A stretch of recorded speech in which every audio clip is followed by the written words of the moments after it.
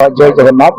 प्रकृत ये सप्ताहव्यापी श्रीमद भागवत सप्ताह पारायण एवं प्रवचन कार्यक्रम चली बहुत आनंदर कथा। बर्तमान सांप्रतिक समाज रे भातृभाव प्रतिष्ठा करने, पारिवारिक धर्म को ठीक रखा, सामाजिक सहवस्थान एकाठी रहा एवं निजे आदर्श पुत्र, आदर्श स्वामी, आदर्श स्त्री, आदर्श झीटी हवापाई समस्त आदर्शवाद कथा, मानववाद कथा श्रीमद भागवत अच्छी।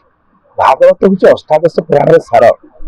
अष्टादश पुराणेषु व्यासस्य वचनं देव परोपकाराय स्वर्गाय पापाय परपीडनम।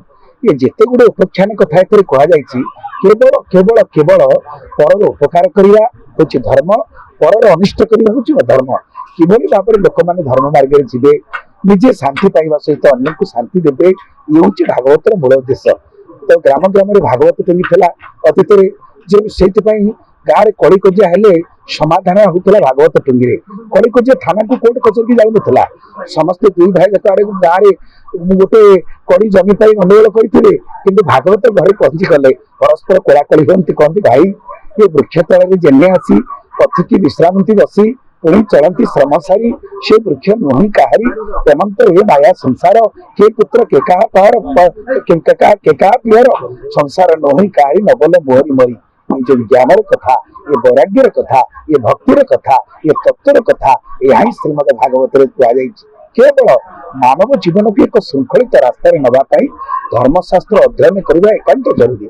जमी गाँव में है प्रति ग्राम ग्राम भागवत सप्ताह करने द्वारा समस्ते छोट छुआ आरंभ कर वयस्क पर्यंत आम समस्त कल्याण हम। क्या निर्मल भागवत वाणी शुणी तरीबे भवु प्राणी।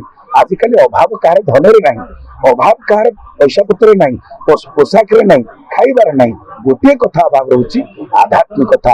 तेणु हरि विमुख प्राणी जेते सेठांती पशु समते संगते हरि विमुख हो गले पशु सहित जीवन हो। तेणु आम केमी मनुष्य जन्म लाभ उठेगा।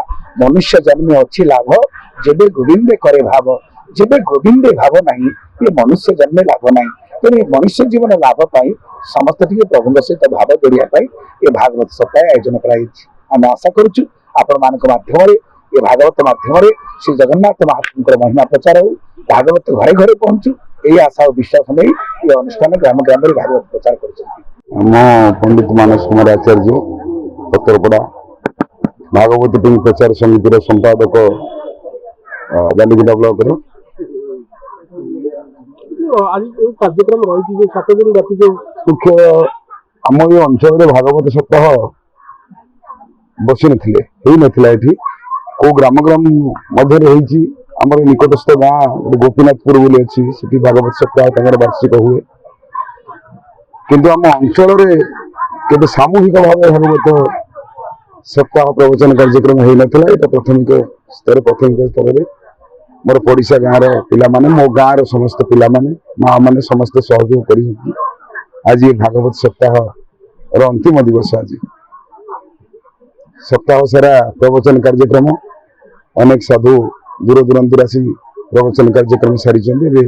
सत्यान दास महाराज जी प्रवचन सारी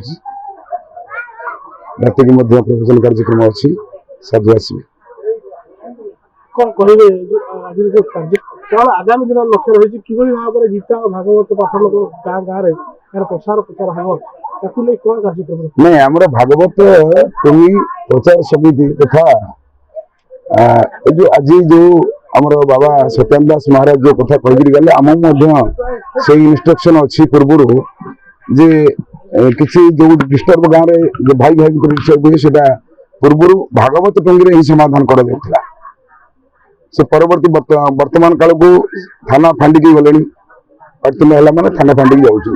आम सरकार को निवेदन कर संघर भी आगामी की लक्ष्य अच्छी जे प्रत्येक गाँव में भागवत टुंगी रही भागवत टुंगी गाँव प्रत्येक समस्या समाधान प्राथमिक पर्यायर हम। यही लक्ष्य आम रखीचु। ये लक्ष्य केवे पूरण हम भगवान जानते, जगन्नाथ से जानते।